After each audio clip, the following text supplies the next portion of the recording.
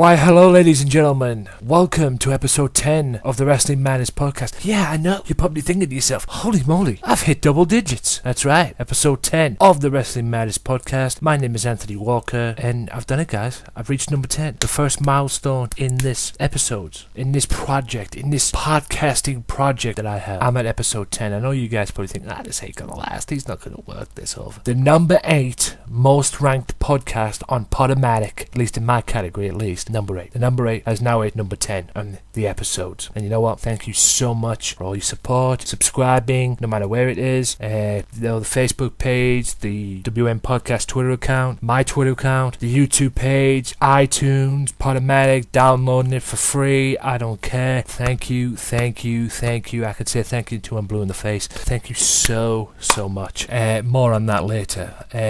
Coming up in the show, I have the shocking Monday Night Raw main talking points. I have Smackdown's talking points as well as TNA's. A few pipe bombs here and there, and a few shout outs here and there, and what to look forward to and what to watch out. I've got some EPW shows, 2 more EPW specials on the works, that's right. And from what it seems, ladies and gentlemen, it seems that you are enjoying them EPW specials. And for that as well, I'm very thankful, because I'm putting my hometown promotion over. And from what it seems, the feedback that I'm getting from certain people that I know, and you know who you are, they seem to be enjoying that. So I'm going to bring you them two very soon, ASAP. So be on the lookout for them as well. And also as well, Kenny, Killer, Sugar Shugs, James Powers, listen up, and because I'm going to bring some guests. I'm going to start bringing some guests onto the show in the near future. I just have to find the right audio. I've been directed to a good audio that will work, all being well.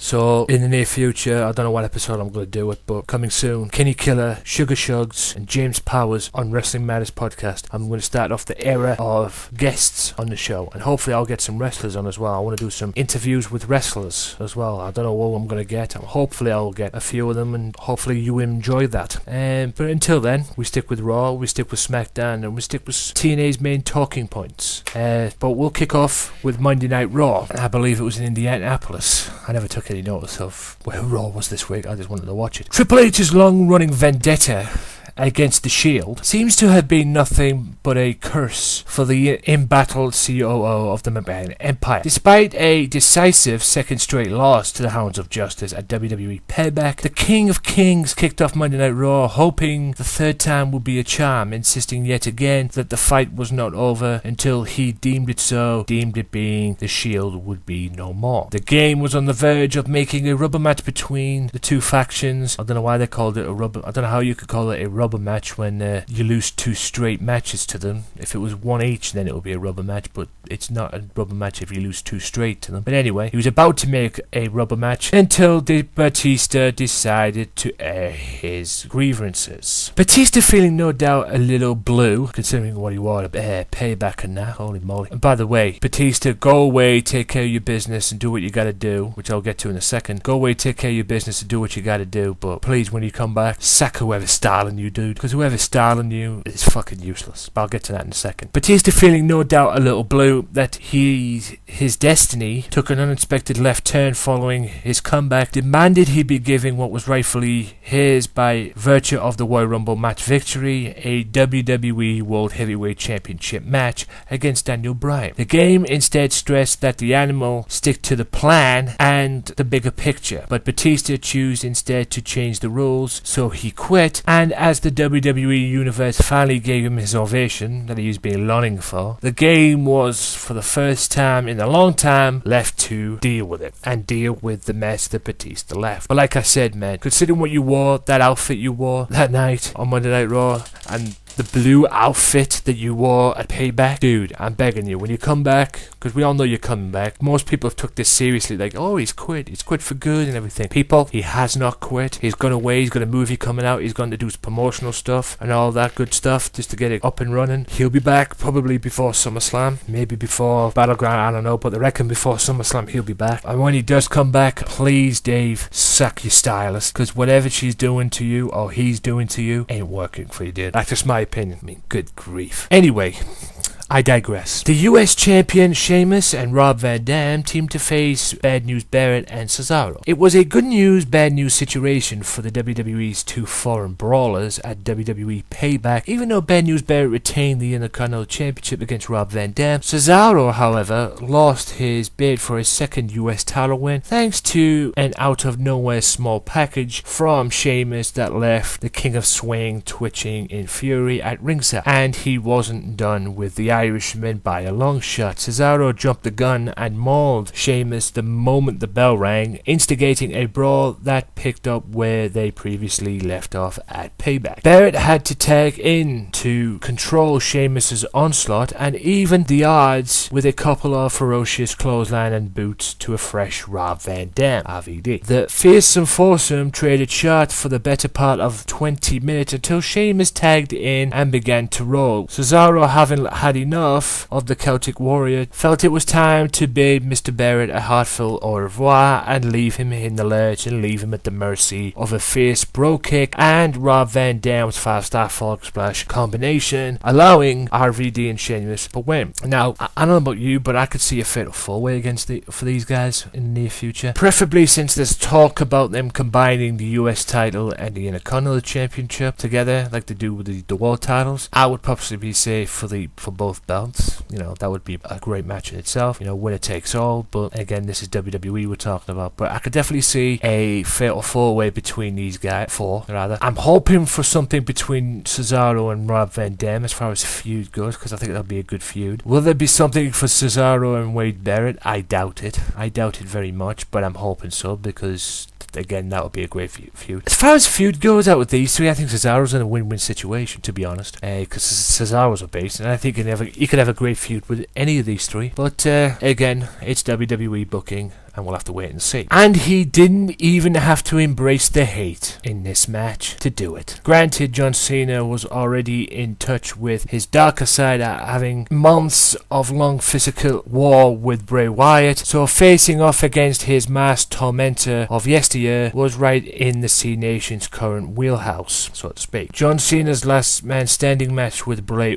Wyatt also left him too weak to finish Kane off when the opportunity came about, and the opportunity came about for the Devil's favorite demon had no qualms with sacrificing a disqualification loss just to beat down John Cena within an inch of unconsciousness, so to speak. Cena got away in one piece by hurling a steel steps into the face of the demon, of the Devil's favorite demon, just like he did to Bray Wyatt at Payback, but escaped with a narrow one at best. Next time he may very well not be so lucky. I guess that's what you get for interrupting Stephanie McMahon, so to speak, considering the mood she's in after being slapped by Bray at the pay-per-view. Bray Wyatt may have fallen in the last man standing match against John Cena, but happily his disciples were more than ready to take up the sword. Luke Harper and Eric Rowan, that is. With the Riots rocking chairs, cymbling, wobbling at the ringside, without the man himself sat in it, formed ranks against the Usos in a kind of a trial by combat for the duo, whose clash with the Sumo brothers during the last man standing match was almost a match in itself. And the eater of words, wherever he is, had to be pleased with what he saw. The WWE Tag Team Champions did have the Wyatts reeling for some time with big dives and sent the big men tumbling. True, but Harper and Rowan didn't stay on their sizable heels for too long. Harper blocked a Superfly splash, and a surprisingly quick tag from Rowan opened the door for a high collar slam to Jimmy Uso that sealed the deal for the disciples of Bray Wyatt. Question is now, will the disciples now get a tag team title shot? My question is yes, but we all knew this was a non-title match on Raw for the tag team championships, and we all know they're not going to get a tag team title run, because the next match they'll probably have will be for the tag team championships, and they'll probably lose. Don't get me wrong, Usos deserve to be the tag team champions, and in my opinion they should have have been champions a long time ago, before they eventually got the belts. But Luke Harper and Eric Rowan's next match will probably be for the tag team titles. It's just a shame I don't think they will be winning it. Again, I'll be surprised if they do, but I don't think so. Like I said, nothing against the Usos, they deserve to be tag team champions, but I just don't see where this one's going, to be honest. But it'd be interesting to see, and like I said, stay tuned for SmackDown's main points, because that's when the Eater of Words will return. That's right, the one and only Bray Wyatt will be back, and it'd be interesting to see what he has to say, or where he goes from his loss at Payback, so stay tuned for that. Roman Reigns versus Randy Orton, the match that never happened. The Hounds of Justice never looked stronger than they did at Payback, but the foundation of the three brothers was shattered by a swing of a chair and a deal with the devil being Triple H. Triple H, accompanying Randy Orton with a sledgehammer in hand for his match against Roman Reigns, vowed to reveal plan B for his war with the Shield. But rather than a well-timed swing of a hammer, it turned out to be Seth Rollins who swung the steel chair into his fellow Hounds and left Roman Reigns prone for yet another symbolic stripping and beating by the Apex Predator. Calling it evolution of evolution, call it the crack in the Shield. Either way, this war has just begun, and it's not over by a long shot. Despite the fact that Triple H says the Shield and no more. But like I say, I don't think so. I think this is not done yet by a long shot. The question is, what direction? There's a lot of rumours kicking about this situation. What will happen? Who's going to do what? Blah, blah, blah. I guess we'll just have to tune in to Friday Night Smackdown, because apparently that's where Seth Rollins will explain himself. But one thing's for sure, Monday Night Raw this coming week will be very, very interesting. Anyway, that's enough of Monday Night Raw. Moving on to TNA and TNA's main talking points. Impact's main talking points. Impact kicked off this week with Samoa Joe triumphant return last week. Kenny King and MVP Bobby Lashley are shown searching for Joe backstage. Joe enters the Impact Zone and demands the three come to the ring. MVP obliges with Kenny King and Bobby Lashley in tow. The crowd erupts into a loud Joe, Joe, Joe chant. King grabs the mic to remind Joe that MVP is the director of wrestling operations. Joe proposes a match later on with himself versus MVP, Kenny King and Bobby Lashley. MVP asks Joe if he is sure that's what he wants, implying Joe couldn't survive a handicap match. Enter the greatest man that ever lived, the one and only Double A, Austin Aries. A dismayed MVP books Samoa Joe versus Austin Aries in contract versus contract match. Backstage, find out what happens on that later on. Main point 2 saw the tag team champions Eddie Edwards and Davey Richards collide. That's right, they went old school. Now, this is not the first time these two faced each other. Go back to the Ring of Honor. These two ended up facing each other for the Ring of Honor World title at one point, so this was no different. Eddie Edwards and Davey Richards collide with an impressive athletic display of chain wrestling. Kenny King interrupts the match, demanding to see some wolves with teeth, whatever that meant. Eddie Edwards and Davey Richards trade submissions and pin attempts as King demands more aggression from the outside. Edwards scores the pin on Richards, earning King's protest. King demands a fight from the wolves, who attack and send King up the ramp and out of the Impact Zone. One way to get rid of the cockroach. Let's just face it, Kenny King and Davey Richards are the best tag team in pro wrestling today. If not, they are one. But in my opinion, they're the best tag team. And in my opinion, they're the tag team that got away from WWE. Isn't that right, Triple H? So whether they put these two in a tag match as the champions, or they put them one-on-one, at the end of the day, you're going to get something epic between these two. It's just a shame that Kenny King was in the way. Contract versus contract match. Aries is out first for the match where the loser's contract is terminated. His opponent from the aisle, Samoa Joe, bell sounds and the two lock up in the middle of the ring. Joe and Aries trade blows and the advantage. Joe attempts an early muscle buster from the top rope, which Aries reverses into a pin attempt. The match continues back and forth until Joe attempts a second muscle buster and Aries jumps from the ring, hanging Joe on the top rope. Aries locks in a bridge submission. Eric Young interferes, pulling pulling Brian Hebner from the ring before Joe can submit. Hebner returns to the ring as Joe locks in the rear choke before Aries can submit. Hebner is again pulled from the ring and attacked by Bully Ray. Eric Young tells Hebner, "This is bigger than you and this is bigger than me. We had to do what we had to do, brother." MVP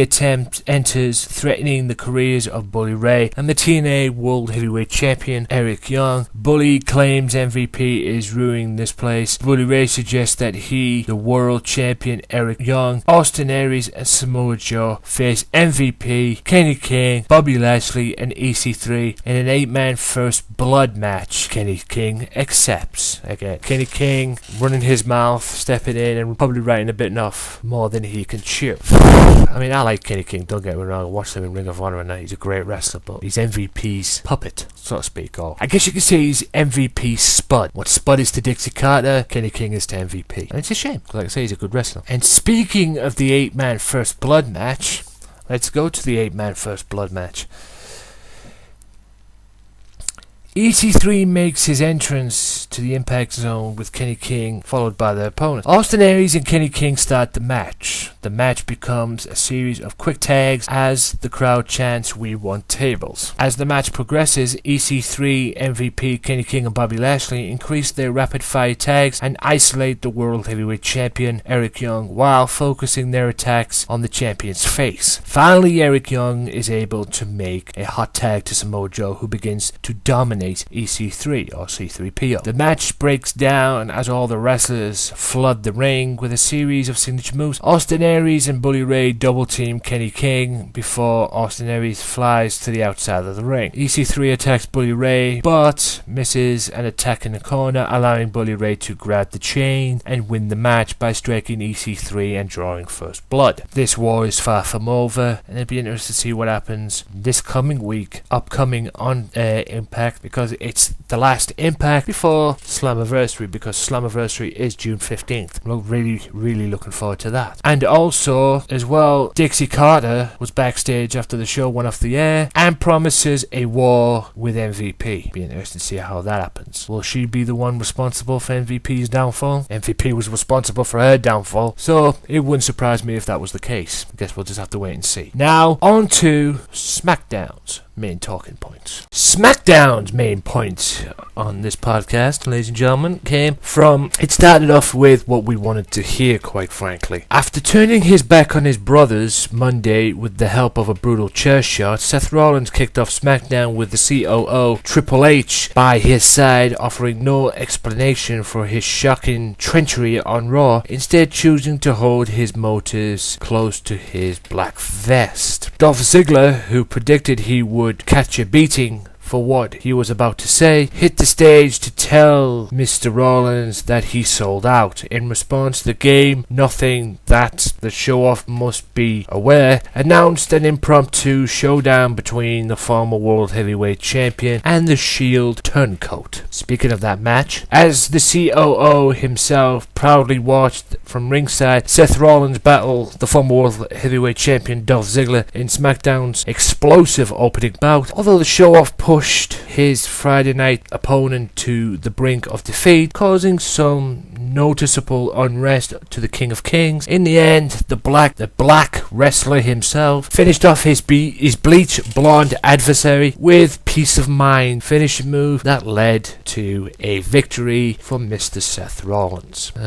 Boy oh boy, same thing every day with the situation of Ziggler. Hopefully, from what I've been hearing, what I've been hearing is true, because trust me, Mr. Rollins needs, Mr. Ziggler rather, needs a push. Anywho, following Cesaro's ambush on Bad News Barrett and Rob Van Dam on main event, cutting short their Intercontinental title rematch, all three rival superstars squared off on SmackDown in a thrilling triple threat match for the prestigious Intercontinental Championship belt. Although Rob Van Dam and the King of Swing did their best to capture the coveted prize, with Paul Heyman joining the SmackDown announce team, the Intercontinental Champion once again showed that no one delivers bad news quite like the British Brawler. Following a 5-star frog splash from Mr. Monday Night to the Swiss Superstar and Swiss Superman, the title holder caught an unsuspected RVD off guard with the bad news bullhammer elbow, almost taking his head off for the win to retain the Intercontinental Championship belt. Great triple threat match, I liked it, and Bad News Barry came out victorious. What's next for that feud? Have to wait and see on that. And also, like I said earlier on during the Raw points, Smackdown witnessed the return of one Bray Wyatt. Leading up to the best show on Friday night, many wondered what effect Bray Wyatt's WWE Payback defeat at the hands of John Cena in the Last Man Standing match would have on the leader of the Wyatt family. After his cryptic address Friday night, it's clear that the Eater of Words is none done delivering his mysterious message, so to speak. In this creepy Smackdown promo, the new face of fear declared that he is reborn. The question remains, what does the rebirth of this backwards preacher mean for the WWE Universe? I guess we'll have to tune in on Raw to find out this coming week. And the final main point saw the Big Show go one-on-one with Randy Orton. Early in the night, Big Show condemned Seth Rollins for his actions Monday night, calling the former Hound of Justice member a slimy piece of trash. As a result, Triple H put the world's largest athlete in a huge SmackDown main event, matching up against his long-standing adversary Randy Orton. In the match's final moments, it seemed as though the driven giant had the Viper on the verge of a defeat even when the game decided to get involved, while the Big Show would get his hands on both of them. A vicious knee from Seth Rollins took out the former WWE World Heavyweight and ECW champion. As a result, the massive superstar felt the black-clad superstar's peace of mind into a steel chair. What's next for Seth Rollins? Tune into Monday night on Raw. And like I said, Raw this week is going to be very, very interesting indeed. I'm going to take a quick break, ladies and gentlemen. When I return, it's pipe bomb time, because I have a few pipe bombs and a few things I'd like to say, as well as shout outs and what to look forward to on the podcasts regarding EPW specials. More on that later. Right then, until then, I'll be back after this.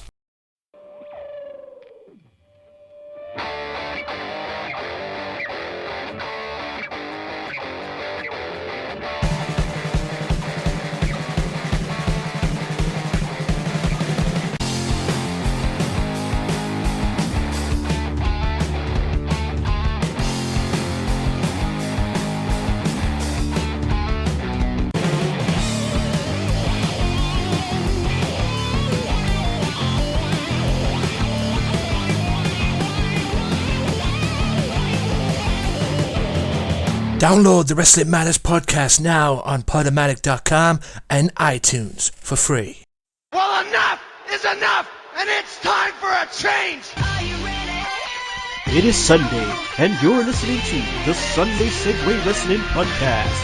Give me a hell yeah! Get some man! Ooh, yeah! With Kenny Killer. Hey, yo! We're in the big D tonight, baby! And we are live! Woo! I'm the Goddamn Sugar Shoe. The best there is, the best there was, and the best there ever will be! Cause that's the bottom line! The Stone Cold Simpson!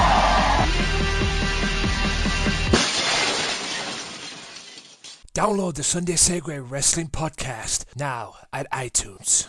In anybody else's hands, this is a microphone. In my hands, it's a pipe bomb. Right, ladies and gentlemen, welcome back. And after that intro you've just heard there, ladies and gentlemen, after the promo, the CM Punk intro, that's right, you know what time it is. It is time for another pipe bomb. Now, my first pipe bomb, let me just tell you as it is, okay? Low point of Monday Night Raw. Okay, this is a low point of Monday Night Raw, in my view. Alberto Del Rio and Dolph Ziggler. Yeah, Dolph Ziggler jobs, whoop-de-doo. Been there, done that, bought the t-shirts, yada yada yada. Alberto Del Rio is in a qualifying match. One qualifying match on Monday Night Raw, by the way, for Money in the Bank. Considering the pay-per-view is at the end of the damn month, I believe June 27th, okay, you had one match on Raw. Where are you going to put the other matches? I hope you're going to put them on, main event and SmackDown and whatnot. Or you get some NXT guys involved, spice it up a little bit. be unique with it, so to speak, if you can be unique with it. But I mean, for fuck's sake, it's just ridiculous. Alberto Del Rio has made it crystal clear. I've made this crystal clear on James's Wrestling Rambles, James Powers, more on him later, and Sunday Segue as well, back in February. It has been well known, and that when his contract expires, Alberto Del Rio's, he will leave the company. He's made that crystal clear. WWE, what is the point of booking him in or putting him in this Money in the Bank ladder match? Because he's not going to win it. I mean, what are you going to do? Have him win win Money in the Bank, grab the briefcase, and then 18 days later his contract runs out. Hello? It's a foregone conclusion right now that you have put Alberto Del Rio in Money in the Bank. He's not going to win. But the people are going to think, going to pick who's going to win Money in the Bank. They tick Alberto Del Rio off the fucking list because he ain't going to win. Heck, he won't even be there 2 weeks later, 2 weeks after the pay-per-view, because his contract's gone. And he's made it crystal clear that he's leaving. I mean, WWE, is this your way of sucking his ass or something? Trying to smooth him a little bit so he can stay in the company, If somebody's made it crystal clear that they're leaving, then they're leaving. I mean, I don't blame him for leaving, considering what the direction you took him. Kind of like CM Punk. I mean, that's why CM Punk threw the pipe bomb in 2012, was it? Our famous pipe bomb he did on the ramp of Monday Night Raw when John Cena was in the ring. And he's made it crystal clear the direction he's gone. I mean, once upon a time, this guy was world champion, WWE champion. He owned Raw. He owned Smackdown. He carried the brands of your company. And now look at him. He got fed to Batista at the Elimination Chamber pay-per-view. Just a warm-up thing for Batista going into WrestleMania. Just to give something for Batista to do at WrestleMania. Going into it. I mean, bloody hell, man. And then, to top it all off, after all that, Stephanie comes out, makes a match for Money in the Bank. Daniel Bryan has to defend the World Championship against Kane in a stretcher match. That wasn't it, because apparently he's going to be there, but this wasn't it. She then said if Daniel Bryan couldn't compete for the championship, or couldn't defend the titles, whatever, the world title, it would be stripped from him, and the winner of the Money in the Bank ladder match would be the world champion. You're fucking up the pay-per-view if you do that. And I'm hoping and praying, from what I've heard, Bryan is going to be able to compete. And I'm hoping and praying that happens, because you're royally fucking up this pay-per-view if you do that. Oh yeah, let's have the Money in the Bank ladder match where you're supposed to grab the briefcase so you can cash in for a world title match, Oh yeah, we're going to go in, we're going to see who's going to win the briefcase. Oh, wait a minute, it's not Money in the Bank ladder match. It's a ladder match, but it's for the world championship and a Money in the Bank pay-per-view. Royally fucked up if that's the case, okay? You're wasting your time calling this pay-per-view Money in the Bank to begin with, and you're basically fucking up, the concept of the pay-per-view, the backbone of the pay-per-view, because the title of the pay-per-view is Money in the Bank. The title of the pay-per-view is not World Heavyweight Championship. If you want to have a world title match, or you want to do something with a championship, wait till the pay-per-view, strip Daniel of the title if you can't compete, and then have this one-night tournament. Have an epic one-night tournament. Get, say, 8 of the best WWE has to offer, put them in to like a one-night tournament, throw a few matches in between, and then have the ladder match, and whoever wins the ladder match can cash it in on the champion. And then there's a champion to cash into, should he cash it in, whatever the fuck it goes to. I mean, apparently you can have the briefcase for a year to cash it in, it's up until a year, so he's got plenty of time to cash it in on a champion. But at least there will be a champion to cash it in on. I mean, what's he going to win, the Money in the Bank briefcase as well as the championship? Is that what you're going to have? It makes no sense. You're royally fucking this up. I hope this is resolved really, really quick for your sake, guys, because, if not, then something's going down and it's just not going to work out for, WWE. And then the Money in the Bank pay-per-view, the concept of it this year at least, will royally be fucked up. And it just doesn't look good, and it's not going to look good on the pay-per-view. And, you're basically building this pay-per-view to be the worst pay-per-view in history, so to speak. That's my opinion on it. I mean, Payback was awesome.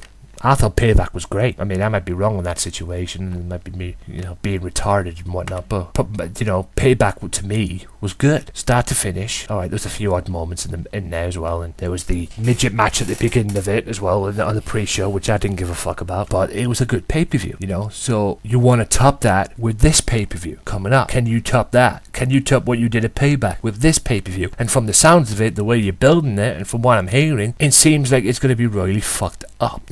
I mean, that's just my take on it, and that's just my opinion on it. I mean, everybody has their opinions. It's, what's the point of having a Money in the Bank pay-per-view if there's no Money in the Bank on it. You know, Money in the Bank pay-per-view with no Money in the Bank ladder match. Yeah, it's just not good, in my opinion. Right, apologies for that, ladies and gents. What I'm trying to do is I have another pipe bomb. I suppose I could do this as well while I'm looking for this. EPW Wrestling is coming back to Colby Newham in Middlesbrough. Yeah, Colby Newham in Middlesbrough, in the Middlesbrough area. If you can get there, whatever. I haven't heard nothing yet. I'll probably go and talk to him sometime this week, if I can, or whenever I can get the chance, see if I can get anything. But don't worry, I will update you in future upcoming podcasts what is going down with that situation. I want to bring something up here, guys. I want to bring a little something up here regarding what a certain superstar said of WWE regarding it, because apparently he's been slamming WWE. The guy's name is Superstar Billy Graham. He's been slamming WWE, saying that he's done with it, and I'm going to read what he said, courtesy of Wrestle Talk TV's YouTube page, the Wrestle Talk TV News. Go and follow them on Twitter and Facebook and whatever the fuck, and go follow them on YouTube as well. Links will be in the description. This is what Billy Graham had to say about what he saw on Smackdown. Last night when I saw Bo Dallas running around the ring acting like an idiot and hugging his opponent Xavier Woods, when the match was over, I wanted to vomit. Then here comes this Pete Rose sucking up on a lollipop, infamate Pete Rose sucking on a lollipop, followed by maybe 15 of his circus freaks and geeks. He gives me the creeps. I think he gives everyone the creeps, quite frankly. And the guy he's talking about there, ladies and gentlemen, is Adam Rose.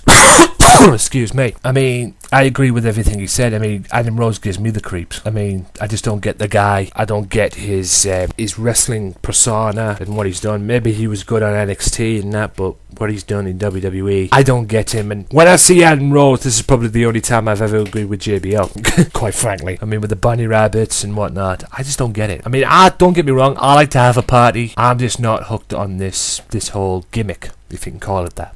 That's just my opinion on it. And he goes on to say something about something that I've been very vocal about, quite frankly, and I was vocal about this on the James's Wrestling Rambles as well. He goes on to say, then came the dwarf El Torito dressed in a children's bull costume, who proceeds to pin a normal sized wrestler. By then I indeed vomit. Now, Superstar Billy Graham, I've been vomiting about this situation for a very long time. Again, like I said on James's Wrestling Rambles as well, shout out to James Powers. You know your career's over. You've got 3MB, Jinder Mahal, a guy who hasn't been relevant since he was bounced around by Great Khali. You've got Heath Slater, a guy who could be talented if he was booked right, but the guy hasn't been relevant since the days of Nexus in the core. And don't get me started on Drew McIntyre. The Chosen One is turned into the Chosen Joke. And you've got these three guys jobbing, basically, to El Torito, a guy who's twice the stars, and a little midget, and a guy who's been smacking Hornswoggle around and shaving his head, as I saw the pay-per-view. If that doesn't tell me, or doesn't tell anybody, that 3MB's career, at least in my opinion, is over, nothing does. Quite frankly, nothing does.